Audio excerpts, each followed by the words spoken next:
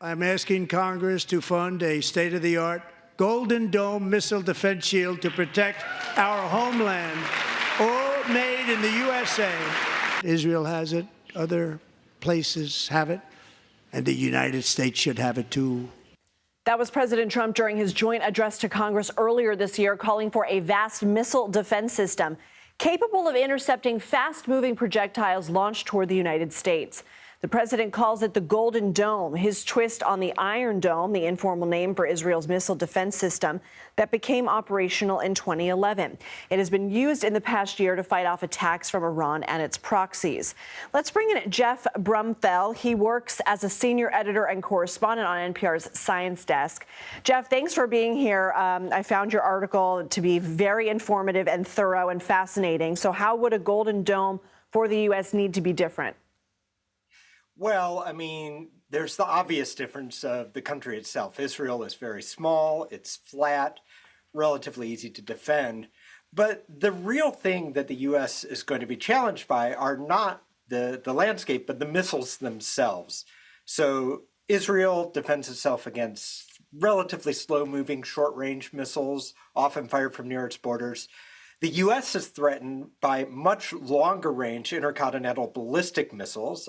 Those are held by Russia and China mainly, and they can come in at hypersonic speeds to strike pretty much anywhere in the country, and of course, many of them are nuclear-armed. So it's a very, very different kind of threat. And you've written that it would likely have to include technology in space. Can you explain that?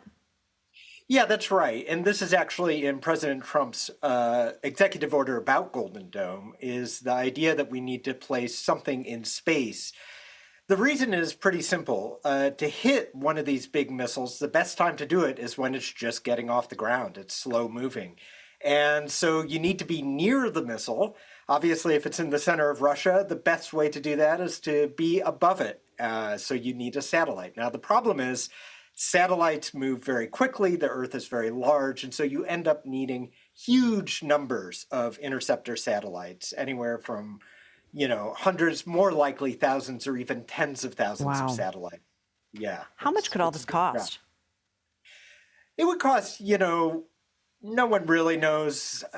There's talk in the billions range, tens of billions at least. I think it's far more likely to run into the hundreds of billions. It's, it's still an open question, but we're talking that kind of money.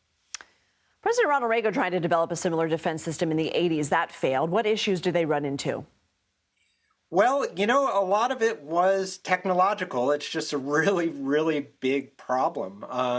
One of the big issues was the idea of launching thousands of satellites in the 1980s was unthinkable. But of course, things have changed thanks to the president's close ally, Elon Musk. He's launched thousands of satellites as part of his Starlink constellation. They all work in concert together.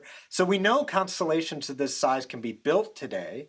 That doesn't necessarily mean, though, that they can be built for something like a Golden Dome or that that's going to be cheap or easy. But certainly it's more possible than it was in the 1980s. If the U.S. moves forward, how would you expect adversaries like Russia and China to react? I think we're already seeing Russia and China's initial reactions. They've been very worried about U.S. missile defense for quite some time now. China is radically increasing the size of its conventional nuclear arsenal to sort of hold the U.S. at risk. And Russia is actually developing some really bizarre weapons. They are developing a giant underwater nuclear-powered, nuclear-armed torpedo that could hit the U.S. coastline. Golden Dome can't do anything about that. And they're also looking at putting nukes into space to nuke a constellation of satellites like Golden Dome before it gets a chance to strike. So both adversaries are working to find ways around Golden Dome before it's even built. Geoff Brumfiel, thank you. Thank you.